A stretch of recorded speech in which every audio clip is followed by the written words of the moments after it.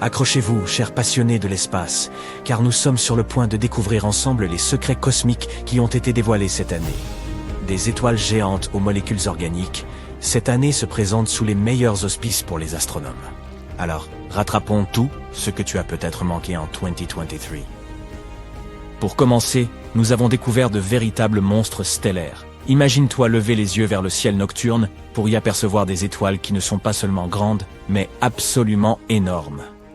Les scientifiques ont eu recours à un télescope de pointe, le télescope spatial James Webb, afin d'explorer les premiers jours de l'univers. Et au cours de leur pérégrination, ces chercheurs sont tombés sur d'anciennes étoiles qui étaient 10 000 fois plus grandes que notre Soleil. Oui, tu as bien entendu, 10 000 fois. Ce géant du monde stellaire faisait partie des toutes premières étoiles à s'être formées dans l'univers il y a de cela plusieurs milliards d'années.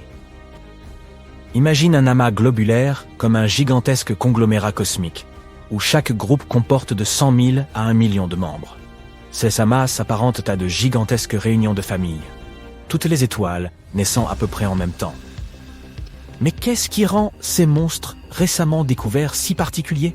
Eh bien, leur noyau, autrement dit leur cœur, sont beaucoup plus chauds que ce que l'on observe d'ordinaire dans les étoiles. Les chercheurs pensent que cette chaleur intense pourrait être due à la combustion d'une grande quantité d'hydrogène à des températures très élevées, un peu comme un gigantesque barbecue galactique.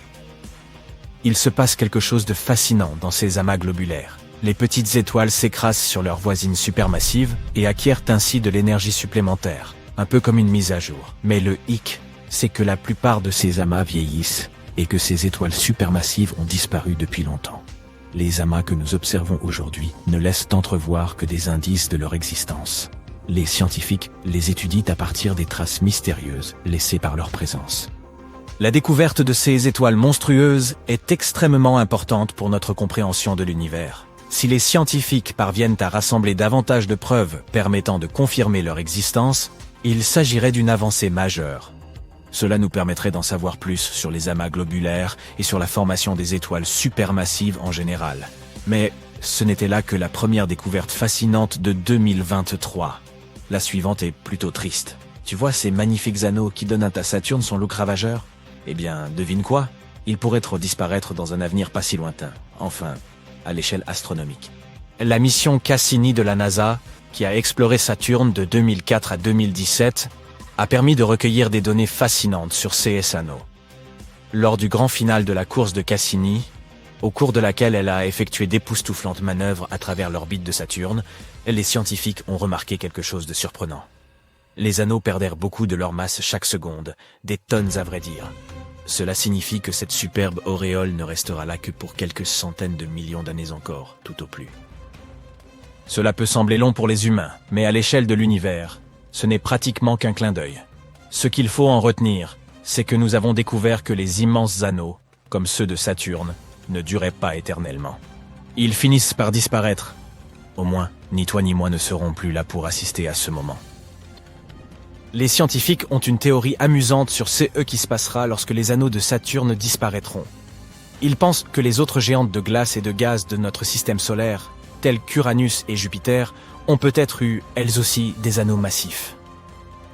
Mais au fil du temps, ces anneaux se sont émiettés pour prendre l'aspect de fines bandes d'astéroïdes, comme celles que possède actuellement Uranus. Les anneaux de Saturne sont principalement constitués de glace, mais ils sont également parsemés de poussière rocheuse. Celle-ci provient des astéroïdes et des minuscules météores qui s'écrasent sur d'autres corps célestes et se désagrègent. C'est un peu comme une tempête de particules glacées et de débris cosmiques. Les recherches ont également révélé que les anneaux de Saturne sont apparus longtemps après la formation de la planète elle-même. Ils étaient encore en train de se former lorsque les dinosaures peuplèrent la Terre. En termes d'âge astronomique, ils sont donc assez récents, puisqu'ils n'ont que quelques centaines de millions d'années. Cette découverte a enthousiasmé les astronomes, car elle signifie qu'un événement de grande ampleur s'est produit dans le passé de Saturne pour créer cet étonnant disque glacé. Mais il s'agit là d'un mystère qui attend encore d'être élucidé. Les scientifiques voudraient d'arrêt comprendre ce qui a exactement provoqué la formation de ces anneaux et pourquoi ils ont une structure aussi époustouflante. Espérons qu'ils y parviennent. Mais passons à quelque chose de plus optimiste, car nous avons une autre nouvelle passionnante venue de l'espace lointain. Récemment, des scientifiques ont étudié l'une des galaxies les plus éloignées de l'univers, et ils y ont trouvé quelque chose d'étonnant, des molécules organiques. La galaxie en question porte un nom à coucher dehors, SPTO 41847. Elle se trouve à plus de 12 milliards d'années-lumière de notre petite planète bleue. Peux-tu concevoir une telle distance ? C'est la galaxie la plus éloignée où l'on n'ait jamais détecté des molécules organiques complexes. C'est pourquoi observer cette galaxie, c'est comme regarder quelque chose qui date de l'époque où l'univers n'était encore qu'un bébé. Nous n'avons aucune idée de l'aspect actuel de celle-ci. La lumière qui nous en parvient correspond à ce qu'elle était lorsque l'univers n'avait 1,5 milliard d'années. Imagine être capable de voir des choses qui remontent aussi loin dans le passé. Ce qu'on a trouvé là porte un nom très compliqué. Une molécule d'hydrocarbures aromatiques polycycliques, ou plus simplement une molécule de HAPE. Tu te demandes sans doute, mais qu'est-ce que c'est que ce bidule ? Eh bien, devine quoi ? On peut en fait trouver ces molécules ici même, sur notre bonne vieille planète. Elles peuvent se retrouver dans des choses telles que la fumée d'échappement des voitures ou dans celle des feux de forêt. Les molécules de HAPE sont constituées de chaînes d'atomes de carbone. Et voici en quoi elles nous importent. Elles sont considérées comme les éléments de base de la vie. Réalise seulement, les éléments constitutifs de la vie, ces minuscules chaînes de carbone, ont été découverts dans une galaxie très lointaine. C'est comme retrouver une aiguille dans une botte de foin. Les chercheurs ont également découvert que le gaz flottant dans cette galaxie était rempli d'éléments lourds. Ce n'est pas rien, car cela suggère que de nombreuses étoiles se sont succédées dans cette galaxie, créant tous ces éléments étonnants. Cela signifie que cette galaxie est potentiellement riche en de nombreux autres éléments. Cette découverte ouvre un monde de possibilités et soulève tant de questions passionnantes. Comment ces molécules se sont-elles formées dans une galaxie si lointaine ? Et puisque nous regardons dans le passé, qu'est-il advenu de ces molécules organiques au cours de cette période ? Ont-elles pu évoluer vers la vie ? Nous ne faisons qu'effleurer la surface de choses incroyables qui attendent encore d'être découvertes. Au fait, si tout cela se passe si loin, comment les scientifiques ont-ils bien pu réussir à découvrir une chose pareille ? Eh bien, encore une fois, ils disposèrent d'un instrument, le télescope spatial James Webb. Cette machine sophistiquée a été lancée récemment et dispose de pouvoirs décuplés en matière d'observation de l'univers. Lorsque les scientifiques ont étudié cette galaxie lointaine, ils ont rencontré un petit problème. La lumière provenant de ces objets lointains était si faible qu'elle était difficile à voir ou à détecter. Mais devine quoi ? Ils ont eu une idée brillante pour résoudre ce problème. Ils ont eu recours à ce que l'on appelle la lentille gravitationnelle, qui est un peu comme la loupe de la nature. Imagine deux galaxies parfaitement alignées, comme pour une séance de photos.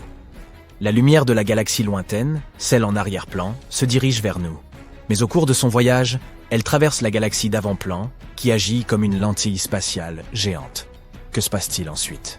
La gravité de la galaxie d'avant-plan courbe la lumière, à la manière d'une loupe, la rendant plus grande et plus brillante encore.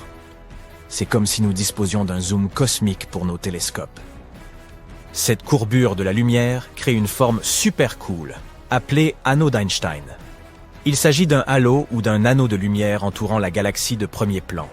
En fait, c'est une façon pour la nature d'exhiber l'étendue SS pouvoir magique. Grâce à la lentille gravitationnelle et à ces magnifiques anneaux d'Einstein, les scientifiques peuvent voir plus clairement les objets éloignés et apprendre des choses étonnantes sur l'univers lointain. Et grâce à tout cela, ils ont réussi à découvrir les interactions chimiques cachées des premières galaxies. N'est-ce pas incroyable ? Les scientifiques sont franchement emballés par cette découverte.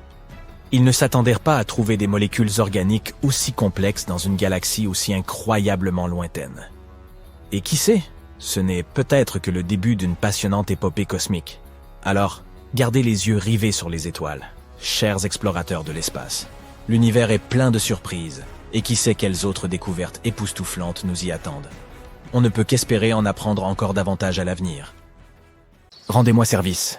Essayez d'imaginer la première fois que vous avez fait du camping. Peut-être y êtes-vous allé avec vos parents, peut-être était-ce à l'occasion d'une sortie scolaire avec vos camarades de classe. Quoi qu'il en soit, essayez d'imaginer ou de vous souvenir de ce que vous avez ressenti à la fin de la journée. Le soleil s'était couché, mais il restait de la lumière. Allongé, vous essayez de vous reposer. Quelle est la première chose que vous vous souvenez avoir vue dans le ciel? Si vous êtes comme moi, c'est probablement le nombre impressionnant d'étoiles qui scintillaient juste au-dessus de vous. Ces étoiles, dont la plupart sont visibles sans aucun dispositif sophistiqué, font partie de la Voie lactée.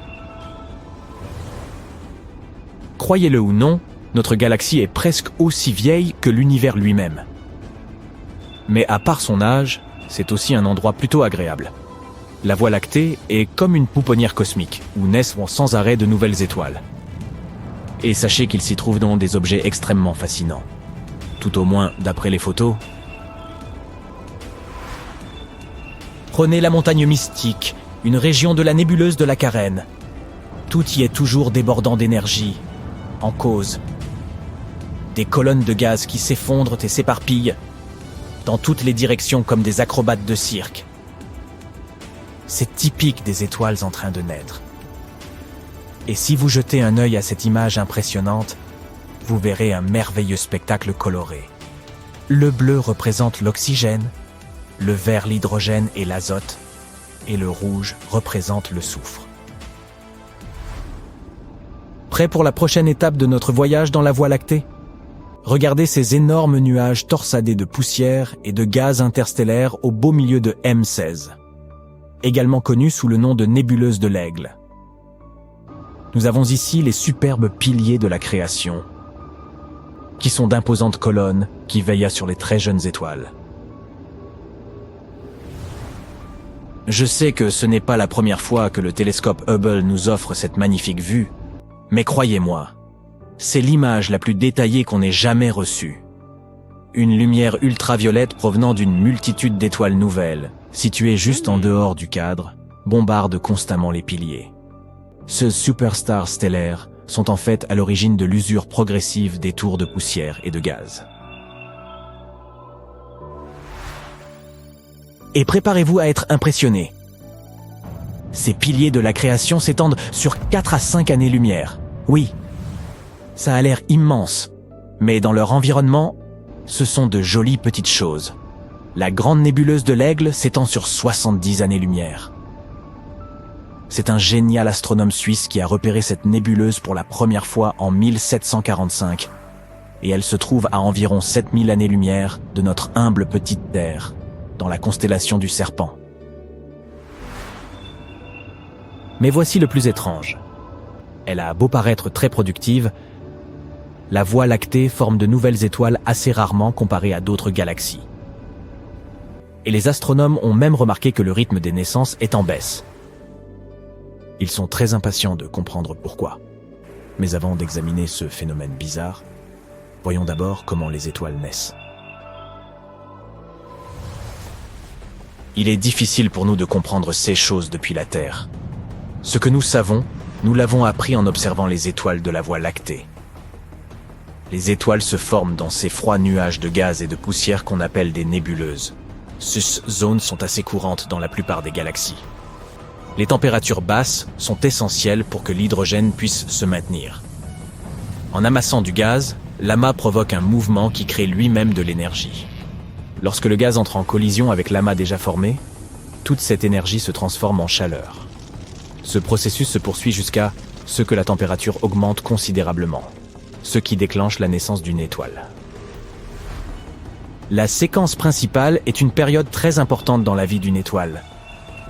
Je ne vais pas vous faire un cours de chimie, mais pendant cette période, l'étoile produit à la fois de la chaleur et des radiations.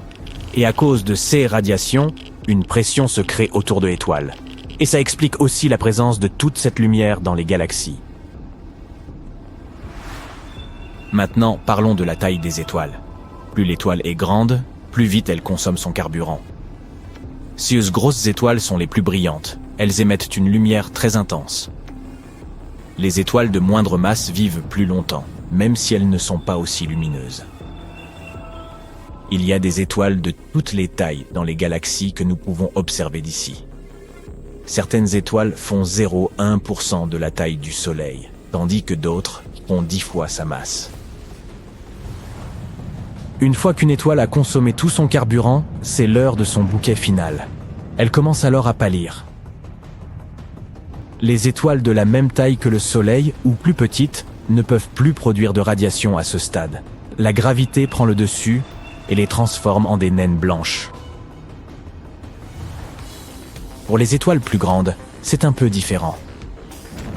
Elles aussi s'effondrent, mais il y a beaucoup plus de matière en combustion, et la chaleur est immense. Cet effondrement crée un noyau plus dense. Lorsque tout l'intérieur de l'étoile est consommé, ses couches extérieures s'effondrent rapidement. Elles rebondissent sur le noyau à une vitesse proche de celle de la lumière. Cet événement porte le nom de supernova. La matière expulsée forme la base de futures étoiles. Et un trou noir est créé. Maintenant que nous en savons un peu plus sur la vie d'une étoile, penchons-nous un peu sur les générations. Les étoiles n'apparaissent pas de manière régulière. Actuellement, l'univers fabrique 9 fois moins d'étoiles qu'il ne le faisait à sa grande époque, il y a environ 10 milliards d'années. Une étude nous a donné un aperçu de l'histoire de la formation des étoiles. Pour la conduire, 2 chercheurs se sont associés et ont recueilli tout un tas de données sur les galaxies.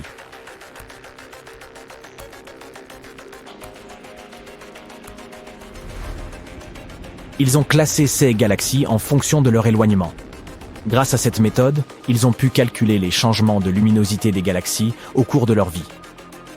Comme ce sont les étoiles qui émettent la majeure partie de la lumière d'une galaxie, ils ont pu découvrir, à l'aide de calculs sophistiqués, combien d'étoiles se formaient en un temps donné. D'après leurs conclusions, la formation d'étoiles était plutôt faible lorsque l'univers était jeune. Mais ensuite, les gaz ont commencé à s'assembler. Et boum, la production d'étoiles a explosé et a atteint son pic il y a 10 ou 11 milliards d'années. Après ça, cette production a fortement baissé. Dans l'univers observable d'aujourd'hui, elle a énormément diminué. Cela signifie qu'environ 50% des étoiles que nous voyons aujourd'hui sont nées dans les 5 milliards d'années qui ont suivi le Big Bang. Seul un quart d'entre elles se sont formées après ça. Alors, qu'est-ce qui a causé ce changement ? Eh bien, les scientifiques pensent que c'est dû au gaz froid dont les étoiles ont besoin lorsqu'elles naissent. Lorsque les galaxies se forment, le gaz se concentre vers l'intérieur et beaucoup d'étoiles naissent. Mais ensuite, le gaz est rapidement consommé et les étoiles s'endorment. Lors d'une supernova, tous ces gaz nécessaires à la formation de nouvelles étoiles sont projetés très loin. Et puis, ces gaz changent également de composition chimique. C'est ainsi que nous comprenons le déclin de la production d'étoiles que nous observons aujourd'hui. Les scientifiques ignorent pourquoi ces gaz ne sont plus utilisables. Les galaxies sont des objets complexes. Toutes sortes de forces entrent en jeu dans le maintien de leur équilibre. Par exemple, lorsqu'une supernova explose, les ondes de choc peuvent parfois provoquer des turbulences et une agrégation de gaz, ce qui cause la naissance de nouvelles étoiles. Mais si la supernova est trop puissante, elle peut expulser tout ce gaz hors de la galaxie. Et sans gaz, il y a peu de chances qu'une nouvelle étoile puisse se former. Alors, que nous réserve l'avenir ?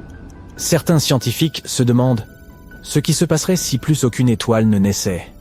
L'univers se remplirait peut-être tout simplement de trous noirs et d'étoiles en déclin. Les systèmes solaires deviendraient inhospitaliers à mesure que leurs étoiles faibliraient, et ces trous noirs dévoreraient tout ce qui se trouve autour d'eux. Aussi triste que cela puisse paraître, cela reste une idée étonnante. Heureusement, nous n'avons pas à nous inquiéter de cela pour l'instant. L'univers est vieux de 13,7 milliards d'années. Et cette période de déclin n'est pas prévue avant très longtemps. Et puis, ce n'est qu'une hypothèse du déclin de la production des étoiles. Qui sait quelles autres possibilités l'univers nous réserve ?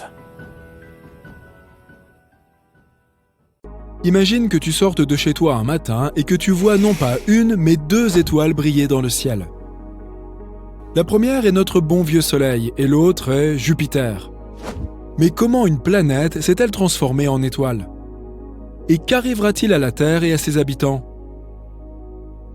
Avant de trouver la réponse à ces questions cruciales, nous devons revoir certaines des choses que nous savons sur Jupiter.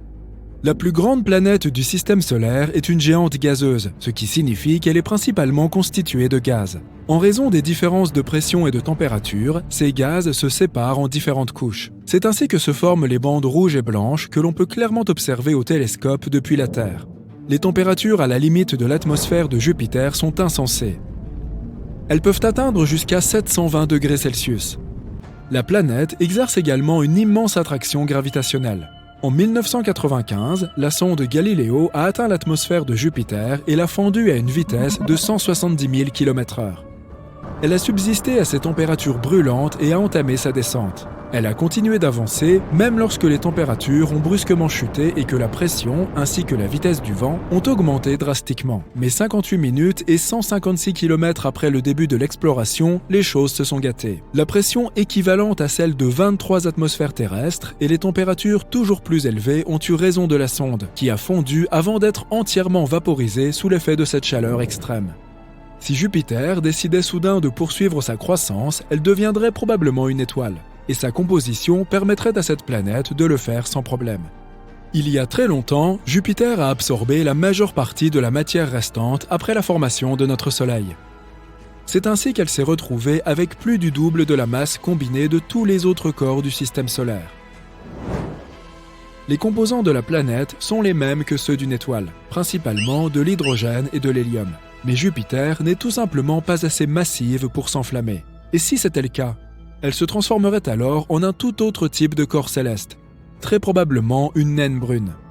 Dans un tel scénario, elle aurait un effet mineur sur les orbites des planètes de notre système, car les naines brunes sont plus massives que les planètes, mais pas autant que les autres étoiles. Une naine brune a généralement une masse comprise entre 13 et 80 fois celle de Jupiter, et elle ne peut devenir une étoile que si la pression dans son noyau est suffisamment élevée pour déclencher une fusion nucléaire.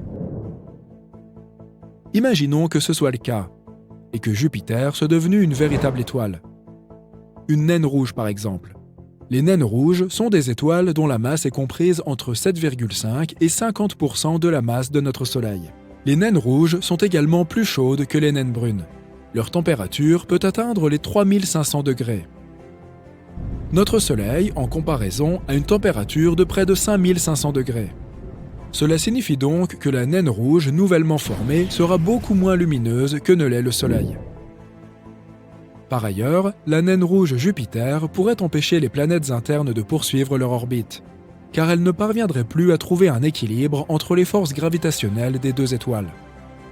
Les planètes se rapprocheraient soit du Soleil, soit de la naine rouge nouvellement formée. Si la Terre choisissait la première option, les températures folles de notre étoile principale éradiqueraient vraisemblablement tous les êtres vivants de la surface terrestre. Dans le second cas, nous serions probablement congelés, car Jupiter, en tant que naine rouge peu lumineuse, ne serait pas en mesure de nous réchauffer suffisamment. Mais il pourrait exister une autre option. Les planètes intérieures pourraient être carrément éjectées du système solaire. Si Jupiter était une étoile, elle augmenterait considérablement la quantité de radiation reçue par la surface de notre planète. Notre atmosphère devrait nous protéger à la fois des radiations provenant du Soleil et de celles de Jupiter. Les naines rouges sont notoirement actives. C'est pourquoi Jupiter, tout comme le Soleil, connaîtrait très probablement de fréquentes éjections de masse coronale. Il s'agit d'un terme scientifique pour décrire les grands nuages de plasma chargés d'électricité qu'une étoile libère à une vitesse fulgurante. Aujourd'hui encore, Jupiter a un impact significatif sur notre planète. La géante gazeuse est environ 318 fois plus grosse que la Terre. Cela signifie également qu'elle exerce une force d'attraction considérable sur notre propre planète. Sa gravité peut entraîner des changements dans notre orbite et des variations climatiques tous les 400 000 ans environ. Lorsque l'influence de Jupiter est la plus forte, la Terre connaît généralement des hivers plus froids, des étés plus chauds et des périodes d'humidité et de sécheresse plus intenses. De plus, si Jupiter se transformait en naine rouge, sa caractéristique la plus visible pourrait bien disparaître pour de bon. Je veux bien sûr parler de la Grande Tache Rouge. Il s'agit d'une tempête colossale qui fait rage dans l'hémisphère sud de la géante gazeuse. Sa partie la plus haute s'élève à plus de 8 km au-dessus du sommet des nuages environnants. Cette seule tempête est presque 2 fois plus grande que notre planète. En 2017, la sonde spatiale Juno de la NASA a réussi à collecter de nombreuses données sur la Grande Tache Rouge. Il s'est avéré que ce monstrueux cyclone s'enfonçait à plus de 320 km dans l'atmosphère de la planète. C'est 30 à 100 fois plus profond que n'importe quel océan sur Terre. Mais ces mesures sont très probablement imprécises et les véritables racines de la tempête pourraient être encore plus profondes. La grande tache rouge est plus froide que le reste de l'atmosphère. N'oublions pas que la température de Jupiter est de moins 170 degrés Celsius dans les couches nuageuses supérieures. En revanche, plus on se rapproche du noyau, plus il fait chaud. Étrangement, les températures les plus élevées jamais enregistrées dans la géante gazeuse se sont également produites dans l'atmosphère juste au-dessus de la grande tache rouge. Elles étaient plus élevées que la température de la lave sur notre planète. Les astronomes pensent que les turbulences provoquées par la tempête pourraient produire des ondes gravitationnelles et sonores responsables de cette surchauffe. Mais la tempête elle-même est plus chaude en bas qu'en haut. Cela fait plus de 150 ans que l'on observe le tourbillon en mouvement sur Jupiter. Il y a quelque temps, les astronomes ont même prédit qu'il ralentirait progressivement et deviendrait plus petit, voire qu'il disparaîtrait complètement. Mais ça n'a pas été le cas. Après avoir analysé toutes les données recueillies à l'aide du télescope spatial Hubble, les chercheurs ont été déconcertés de découvrir que les vents à la périphérie de la tempête avaient en fait accéléré. La vitesse du vent aux limites extérieures peut atteindre la vitesse stupéfiante de 640 km/h. C'est plus rapide que les tornades terrestres. En revanche, si tu te trouvais au centre de la grande tache rouge, tu ne serais pas si impressionné. Les vents y sont beaucoup moins forts. Et maintenant, on a un autre scénario pour toi. Et si Jupiter entrait en contact avec la plus petite étoile que nous connaissions? À présent, ces deux corps spatiaux se trouvent sur une trajectoire de collision. Et, gros spoiler, la Terre elle-même pourrait ne pas survivre à une telle rencontre. Voici donc cette minuscule naine rouge. Elle a plus ou moins la taille de Saturne et sa gravité est environ 300 fois supérieure à celle de notre planète. Elle flotte normalement à quelques 600 années-lumière de la Terre, dans un système d'étoiles binaires. Mais aujourd'hui, pour une raison incongrue, elle a transgressé toutes les lois de l'univers et se précipite vers la plus grande géante gazeuse de notre système solaire. Bien que ce visiteur de l'espace soit plus petit que Jupiter, sa masse est bien plus importante. Et sa force gravitationnelle commence bientôt à attirer la géante gazeuse. La chaleur dégagée par la naine rouge, associée à sa puissante gravité, fait grossir Jupiter. L'atmosphère de la planète se met à gonfler parce que les gaz qui la composent se réchauffent et se dilatent. Enfin, l'atmosphère de Jupiter commence à s'échapper dans l'espace en direction du visiteur stellaire. Quelque temps plus tard, les gaz qui s'échappent forment un anneau brillant et chaud autour de la naine rouge. C'est une vue terrifiante. Comme si un trou noir, très lumineux, était apparu au beau milieu du système solaire. L'étoile continue de déchirer Jupiter, dévorant peu à peu la géante gazeuse. Et bientôt, la naine rouge l'engloutit complètement. Hélas pour elle, Jupiter n'a eu aucune chance. À la place de la géante gazeuse, nous avons maintenant une naine rouge entourée d'un anneau de gaz ardent.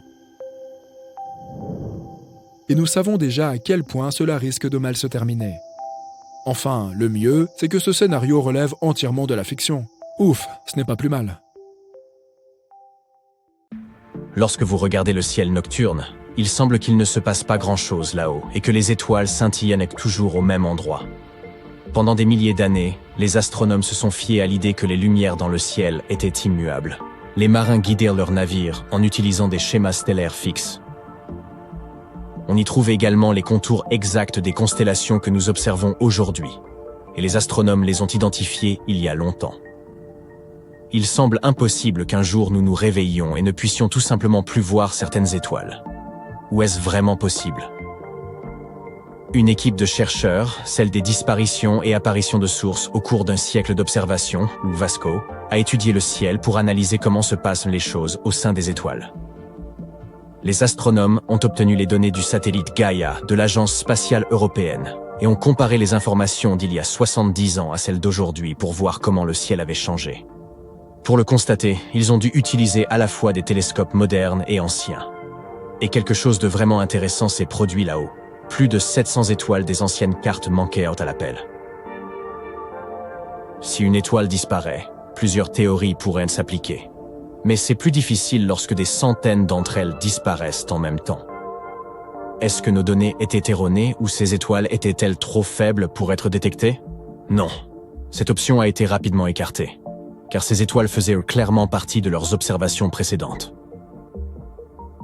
Ainsi, la première chose qui vient à l'esprit lorsque l'on parle de la disparition des étoiles est qu'elles ont atteint le point où elles ont terminé leur vie.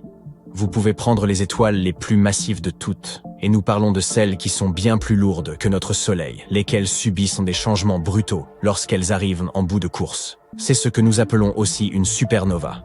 Il s'agit d'une explosion puissante qui brille ensuite pendant de nombreux mois. Et elle demeure visible même à travers des centaines de millions d'années-lumière de distance. Mais c'est là tout l'intérêt. Vous en voyez les traces, contrairement à ce qui se passe ici. Pourrait-il s'agir d'une supernova défaillante? Cela signifierait que l'une d'elles a peut-être implosé, se sera transformée en trou noir et aura consommé les restes de l'astre depuis l'intérieur, sans provoquer de puissantes explosions. Mais personne n'a mentionné de signe d'activité d'un trou noir près de ces étoiles. Et si les étoiles étaient devenues moins visibles à cause de la poussière ou du gaz autour d'elles? C'est quelque chose qui peut facilement se produire, car la poussière et le gaz interstellaire nous masquent les objets éloignés. Mais il n'y avait pas là de traces de concentration inhabituellement élevée de poussière ou de gaz. Rien ne les a détruites non plus. Les chercheurs auraient remarqué quelques traces si une telle chose s'était produite. De plus, ces étoiles manquantes ne se trouvaient pas toutes dans le même secteur, ce qui signifie qu'elles n'ont probablement pas toutes connu la même issue fatale.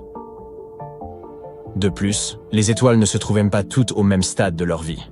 Il n'est donc pas possible qu'elles aient toutes été proches de leur fin juste par hasard. Elles n'étaient pas particulièrement jeunes ou anciennes, et elles n'avaient pas toutes la même taille et la même luminosité. À un moment donné, il a même pu sembler que ces étoiles n'avaient pas disparu à cause d'événements naturels. Peut-être était-ce lié à d'autres formes de vie qui pourraient en se trouver quelque part là-bas dans l'espace. Peut-être que c'est là l'une des façons de les rechercher. Nous pourrions tomber sur des civilisations secrètement établies sur d'autres planètes, si nous observions attentivement le comportement des étoiles, surtout celui de celles que nous ne pouvons pas expliquer. Personne ne sait exactement ce qui est arrivé à ces corps célestes disparus. Et malheureusement, pour l'instant, tout ce que nous avons, ce ne sont que des théories. Mais vous devez quand même admettre qu'elles valent le détour. Peut-être qu'il ne s'agit que d'une sorte de rémanence optique, causés par des sursauts gamma ou peut-être même des sursauts radio rapides. Les sursauts radio rapides, ou FRB, sont de puissantes impulsions d'ondes radio. Elles peuvent libérer plus d'énergie en quelques millièmes de seconde que notre gigantesque Soleil n'en dégage en près de 100 ans.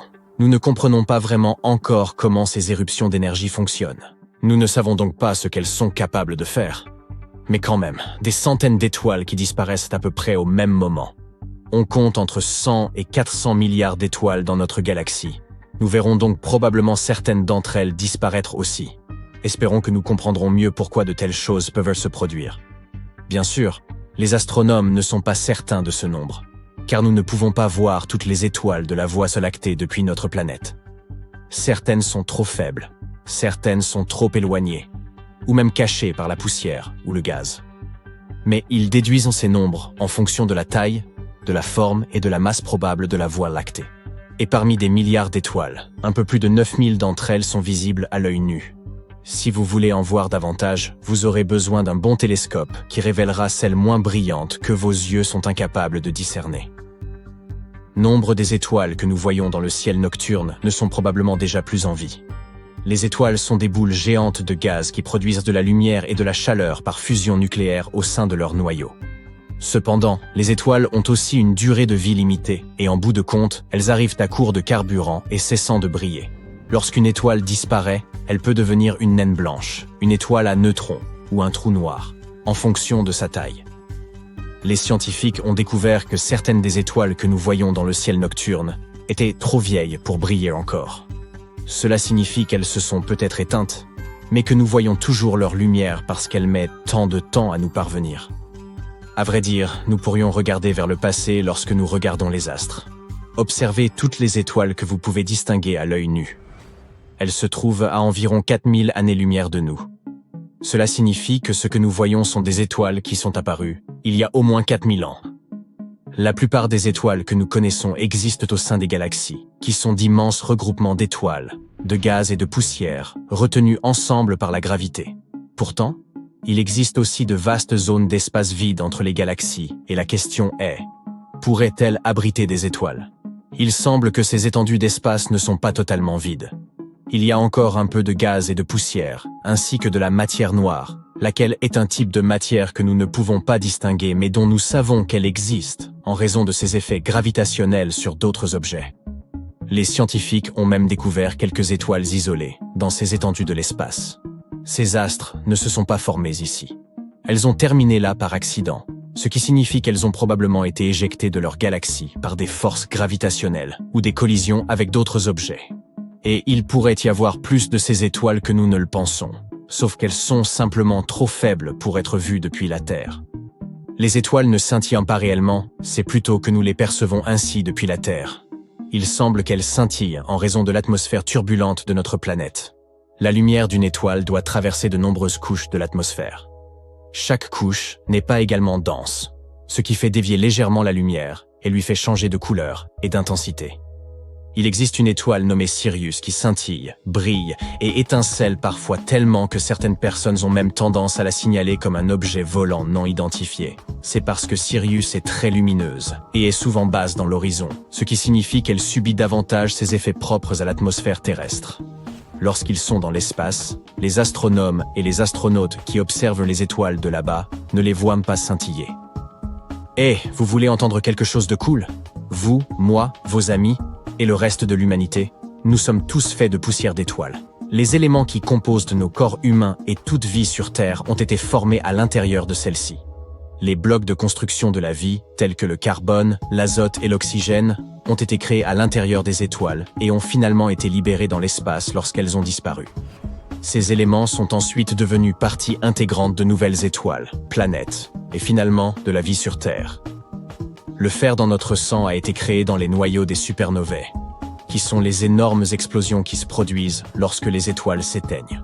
Certains disent même que le calcium de nos dents et de nos os serait probablement issu de l'explosion d'étoiles. L'oxygène dans nos poumons a aussi été créé au cœur d'étoiles massives avant d'être libéré dans l'espace à travers les supernovae. Imagine un être si puissant qu'il pourrait aspirer des galaxies entières, si mystérieux qu'il serait invisible à l'œil nu, et si impressionnant qu'il pourrait plier l'étoffe même de l'espace et du temps. Je te présente ma mère. Mais non, je plaisante. Il s'agit en réalité de l'ultime super-héros de notre univers, l'étoile Trou Noir. Mais qu'est-ce que c'est exactement? Nous allons voir ça. L'univers est rempli de merveilles, et cette étoile est l'une des plus impressionnantes d'entre elles. Sa force supermassive est capable de bousculer les lois de la physique, une véritable énigme que les scientifiques doivent encore élucider. Pas étonnant qu'elle fascine les auteurs de science-fiction. Une étoile trou noir, ou quasi-étoile, est une étoile hypothétique extrêmement massive et lumineuse qui pourrait avoir existé au commencement de l'univers.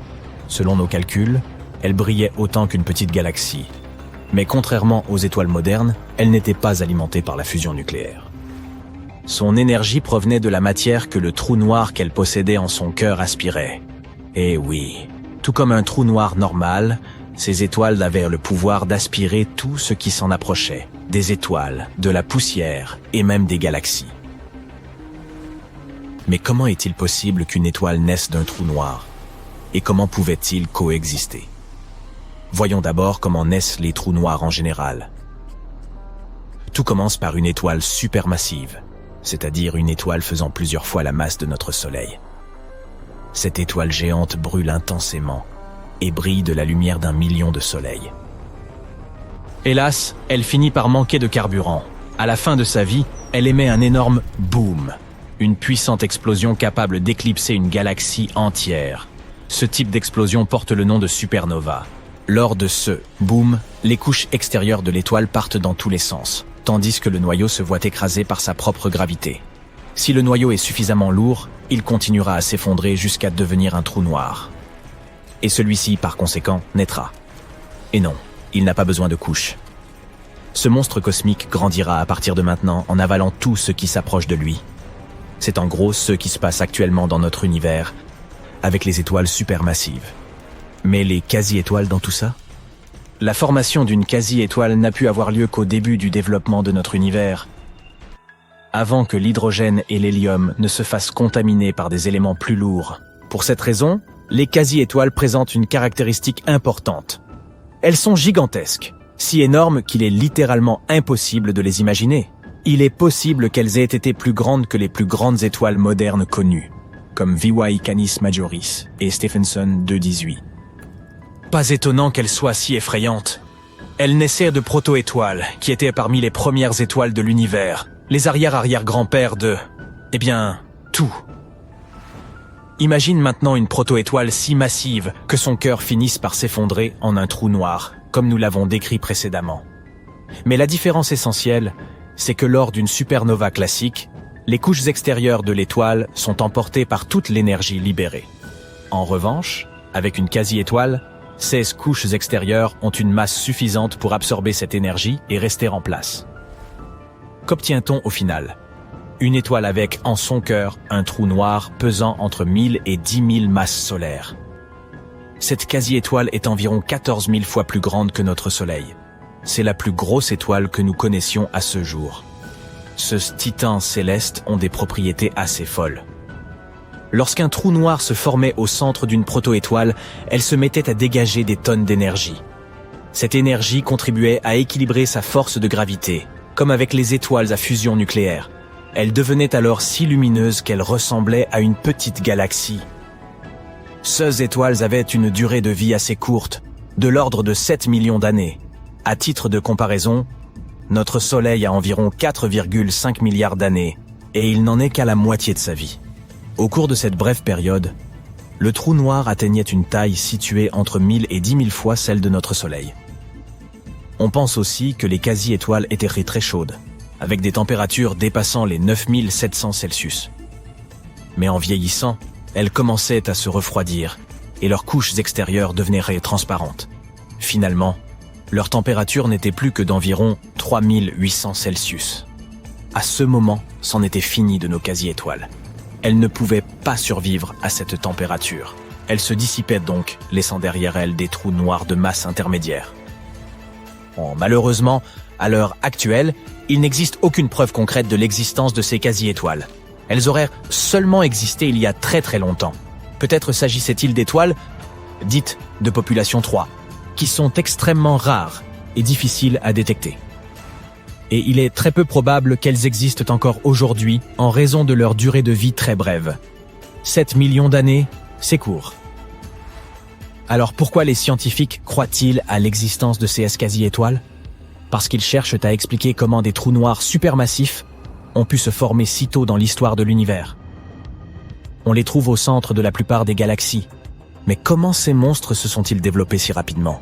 Après tout, il faut énormément de temps pour qu'un petit trou noir se transforme en un trou noir supermassif. C'est de là que vient l'idée des quasi-étoiles. Ces étoiles ne sont pas simplement des titans destructeurs. Elles sont les championnes de la gravité. Elles peuvent plier et déformer n'importe quoi à leur guise. Voilà pourquoi, si elles ont réellement existé, on pense qu'elles ont joué un rôle crucial dans l'évolution des galaxies.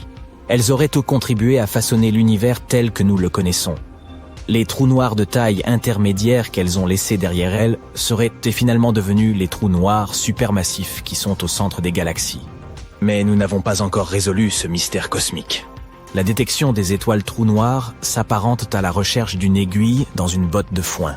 Sauf qu'au lieu d'une aiguille, il s'agit d'un objet invisible et mystérieux, et qu'au lieu d'une botte de foin, il s'agit de la vaste étendue de l'espace. À l'aide d'une technologie assez avancée et de beaucoup de matière grise, nos scientifiques tentent cependant de trouver des réponses.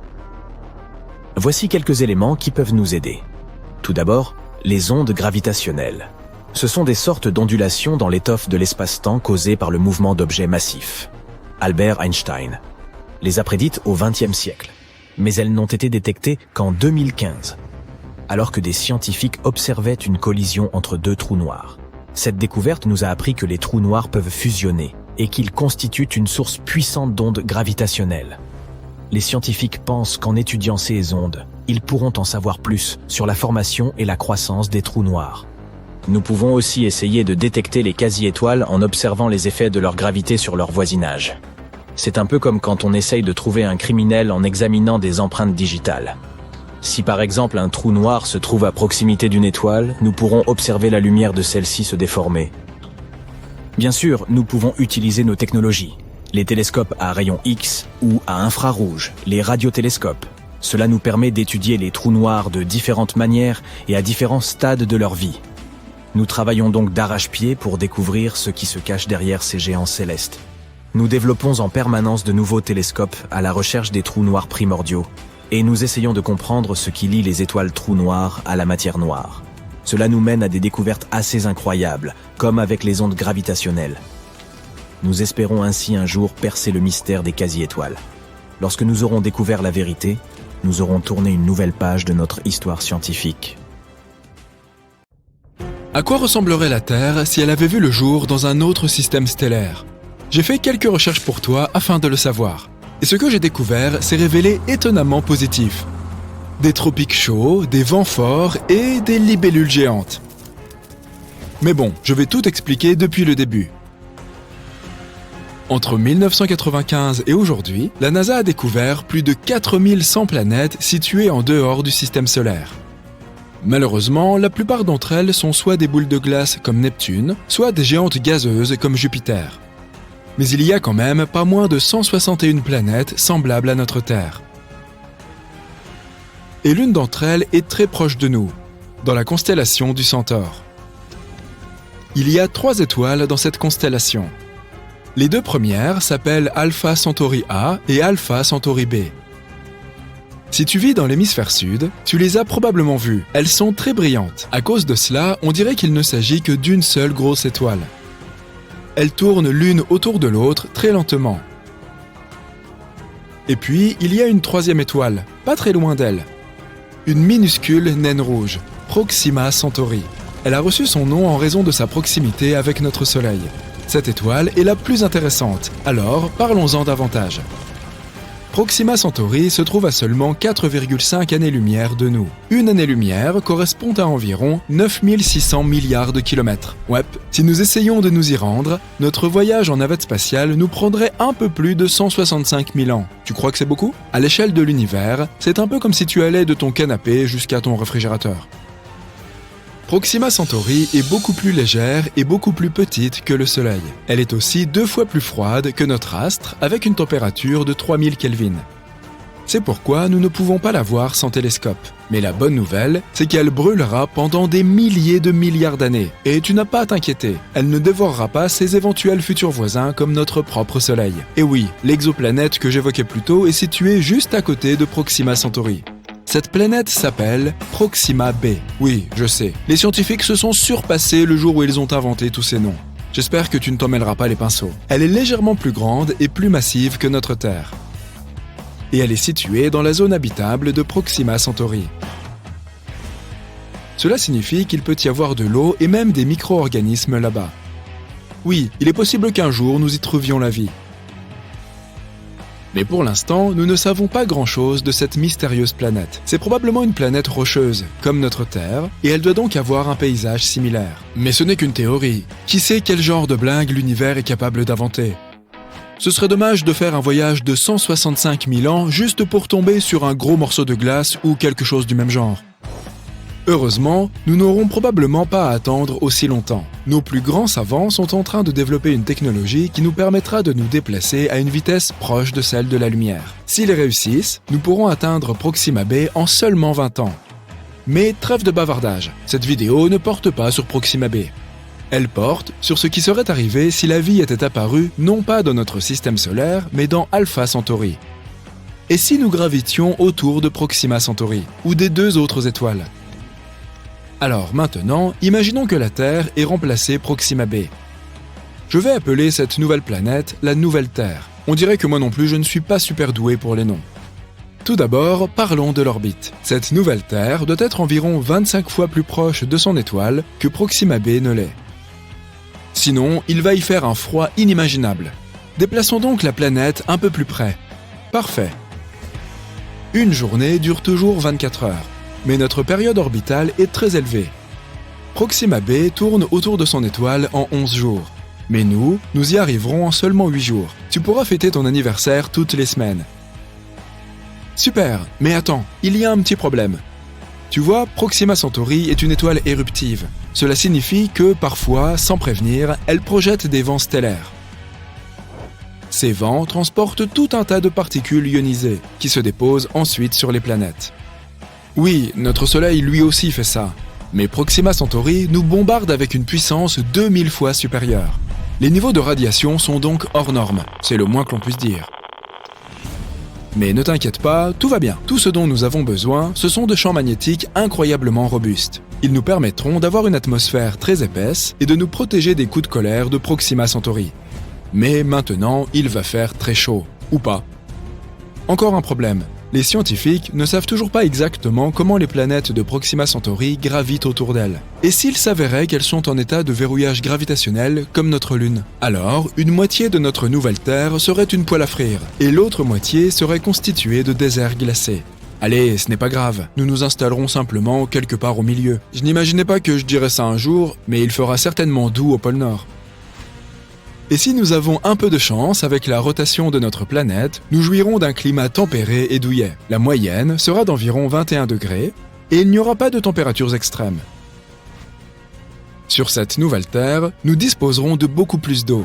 La météo y sera généralement assez folle, des vents très forts et des pluies dévastatrices qui pourront durer assez longtemps.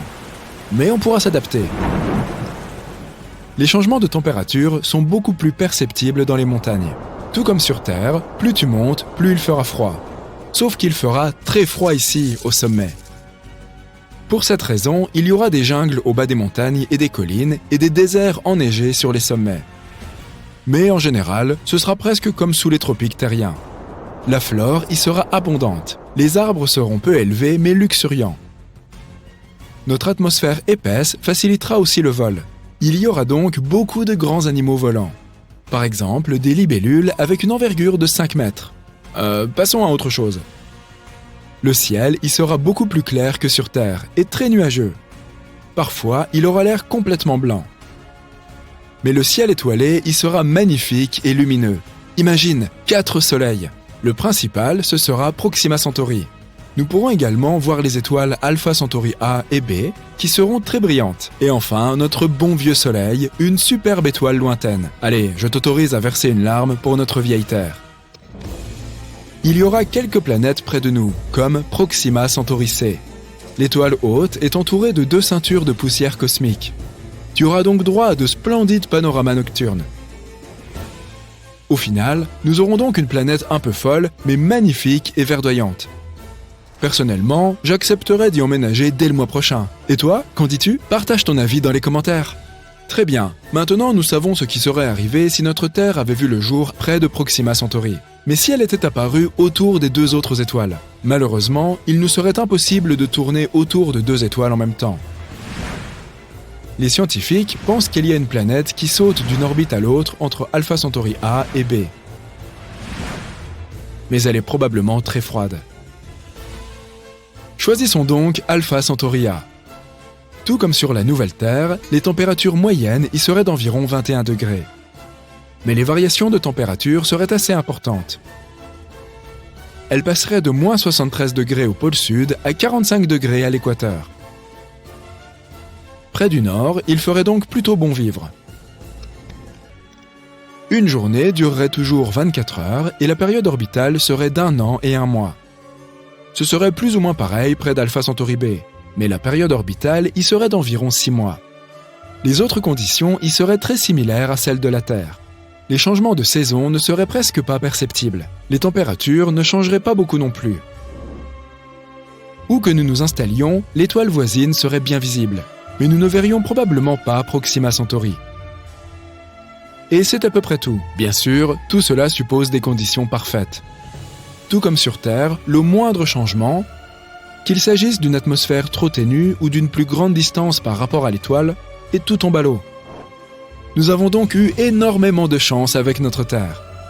Mais les possibilités de découvrir une planète habitable sont très élevées. Au minimum, il y a 15 millions de planètes dans notre univers où nous pourrions trouver de la vie.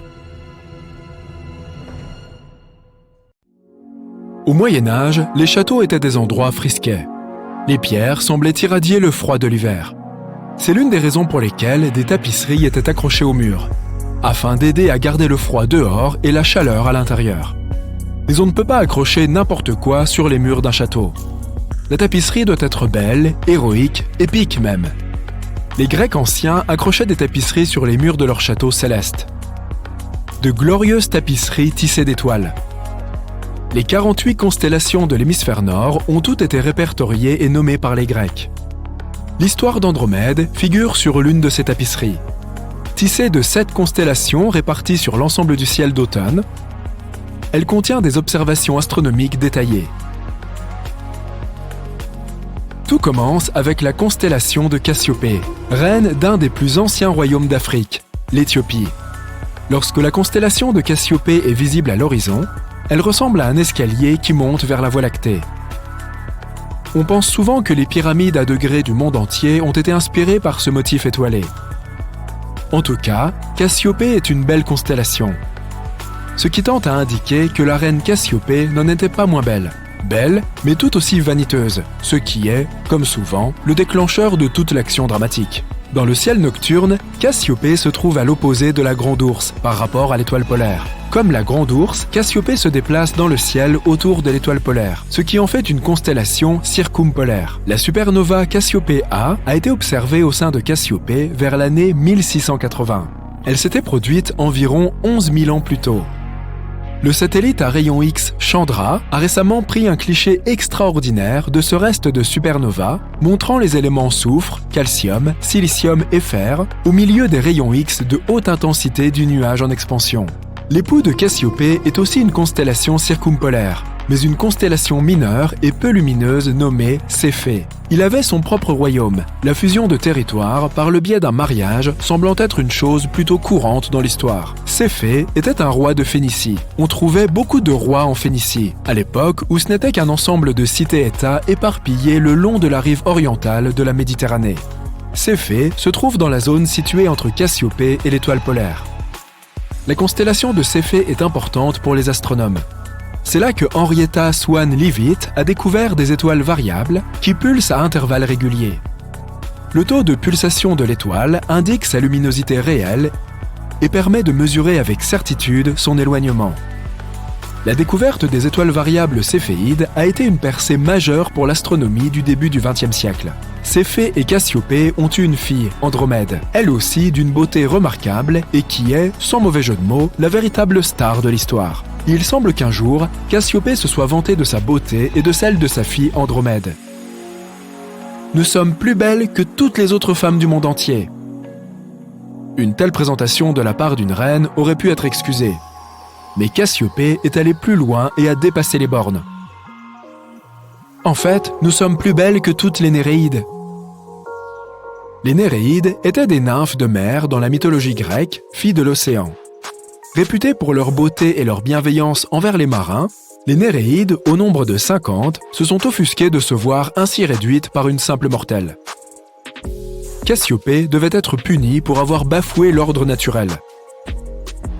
La vanité de Cassiopée lui a valu une punition contre l'ensemble de son royaume d'Éthiopie. Un monstre venu du fond des océans, la constellation de la baleine, également nommée Cétus, a commencé à dévaster les villages côtiers d'Éthiopie ainsi que les bateaux de pêche du pays. Cétus est une constellation de l'hémisphère sud céleste, la 4e plus grande en superficie de toutes les constellations. Cétus nage dans une partie sombre du ciel appelée l'océan. Seule sa tête s'élevant au-dessus de l'équateur céleste. Cette partie du ciel contient plusieurs constellations ayant pour thème l'eau. Les poissons, le Verseau et l'Éridan, le fleuve. Plus de 50 exoplanètes ont été découvertes au sein de Cétus. Il y a fort à parier que le télescope spatial James Webb s'attachera à analyser le spectre atmosphérique de ces planètes à la recherche de signes de vie. Pendant ce temps, la reine Cassiopée et le roi Céphée doivent faire quelque chose au sujet du monstre qui dévaste les côtes de l'Éthiopie. Ils consultent un oracle et font une autre incartade par-delà des domaines de la raison et de la nature. « Dis-nous, oracle, que pouvons-nous faire pour empêcher le monstre de ravager notre royaume ? Ce monstre n'est pas une affliction normale de la nature. Une offense a été commise contre les royaumes supérieurs. Et voici la punition. Le monstre ne peut être arrêté par aucun moyen normal. Seul un sacrifice humain de l'être le plus noble pourra apaiser la bête. Une erreur en entraîne une autre. La personne la plus noble du royaume, bien sûr, est la princesse Andromède. Suivant l'ordre de son père avec le consentement, voire même sur la suggestion de sa mère, Andromède est enchaînée à un rocher au large. Elle est le sacrifice humain qui, selon ses parents, sauvera le royaume. Mais attention, voici le fameux héros grec qui vient tout résoudre, arrêter le sacrifice humain et transformer Cétus en pierre, Persée. D'où arrive Persée? Des îles Hébrides d'après la légende. Persée s'est rendue aux Hébrides à la poursuite de la gorgone Méduse. L'étendue géographique de cette tapisserie est immense. Des Hébrides à la mer Rouge. Les Hébrides sont un archipel d'îles principalement rocheuses au large de la côte ouest de l'Écosse. Il était impossible de naviguer plus loin. Les Hébrides étaient la fin absolue du monde à l'époque, mais Persée n'avait pas eu à naviguer jusqu'à elle. Il a volé sur une paire de sandales ailées. Quant à Méduse, c'était l'une des plus grandes méchantes de tous les temps. Un seul regard de Méduse était si terrifiant qu'il pétrifiait sa victime, ne laissant qu'une statue de pierre. Persée était en grand danger. Alors, qu'a fait notre héros? Au lieu de regarder directement Méduse, Persée a détourné le principe scientifique de la réflexion. C'est ainsi qu'il a tué Méduse, en regardant son reflet dans son bouclier poli. Dans notre tapisserie du ciel, Persée est représenté tenant la tête coupée de Méduse. Dans le ciel nocturne, un œil de la tête de Méduse s'ouvre, se ferme et s'ouvre à nouveau. Les astronomes arabes ont nommé cette étoile Algol, la goule. Algol est une étoile binaire à éclipse. L'une des étoiles est brillante, l'autre pas tant que ça. Lorsque l'étoile la plus terne tourne autour de l'étoile brillante, elle passe devant cette dernière, l'éclipsant, et l'œil se ferme. Comme l'étoile la plus terne met 2 jours, 20 heures et 49 minutes à tourner autour de l'étoile brillante, l'œil dans la tête de Méduse s'ouvre tous les jours et demi environ. La constellation de Persée se trouve immédiatement sous Cassiopée, et les observateurs du ciel regardent rapidement pour voir si Algol est éclipsé, c'est-à-dire si l'œil de Méduse est ouvert ou fermé. Persée est revenu des Hébrides, accompagné de Pégase, le cheval ailé. La partie centrale de Pégase est le Grand Carré, composé de 4 étoiles. Comme la Terre tourne autour du Soleil, le Grand Carré est en plein centre du ciel nocturne en automne. En été, c'est le triangle d'été, composé de Véga, Deneb et Altaïr, qui se trouve au centre du ciel nocturne. Au printemps, c'est le Lion, et en hiver, c'est Orion le chasseur. Ce sont les murs du château dans le ciel, et tous sont de merveilleuses tapisseries qui les représentent. La constellation d'Andromède partage une étoile nommée Alphératz avec Pégase. C'est l'un des coins du Grand Carré. Il semble donc qu'Andromède puisse chevaucher Pégase. Sa couronne, souviens-toi que c'est une princesse, flotte tout près. C'est M31, la galaxie d'Andromède. Pour voir M31, il faut traverser les coins du grand carré de l'étoile la plus basse à l'étoile la plus haute et aller un peu plus loin pour voir la galaxie d'Andromède. Assure-toi de la regarder du coin de l'œil. C'est ce qu'on appelle la vision détournée. Les coins de tes yeux sont plus sensibles à la lumière. Tu pourras donc voir l'énorme galaxie spirale, située à 2,5 millions d'années-lumière, comme une tache lumineuse 1,5 fois plus large que la pleine lune. Persée ne veut pas de sacrifice humain, de sorte qu'il s'interpose et sauve Andromède en exposant Cétus au regard de Méduse. Et c'est là que nous rencontrons la deuxième variable éclipsante de notre tapisserie du ciel, Mira, l'étoile du cœur de Cétus, le monstre des mers. Mira, d'où nous vient le mot miroir, si approprié dans une histoire de vanité, est une étoile binaire à éclipse. L'étoile la plus terne, en orbite autour de l'étoile brillante, est une naine blanche, trop diffuse pour être perçue à l'œil nu. On a l'impression que le cœur de Cétus s'éteint. Mira est éclipsée et disparaît. Ce cycle se répète tous les 332 jours. Notre fabuleuse tapisserie d'étoiles possède les 2 seules étoiles binaires à éclipse visibles à l'œil nu. La galaxie spirale la plus proche, ainsi qu'un héros qui n'aime pas les sacrifices humains et utilise les principes de l'optique pour vaincre des monstres mythologiques. Si tu avais un château, tu pourrais l'y accrocher.